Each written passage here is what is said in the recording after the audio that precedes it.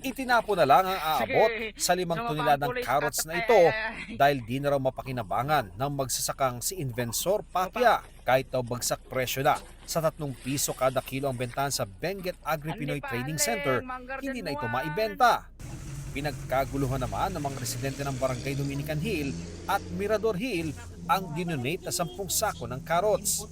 Sabi ng mga magsasaka, mas malulugi sila kung itatanim nila ito ulit.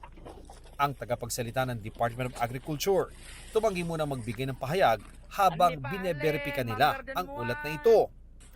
Ayon sa Samahang Industriya ng Agrikultura o SINAG, base sa kanilang monitoring, nasa pagitan ng 3 to 10 pesos ang kilo ng carrots sa Benguet. Maraming supply ngayon kaya bumagsak ang presyo.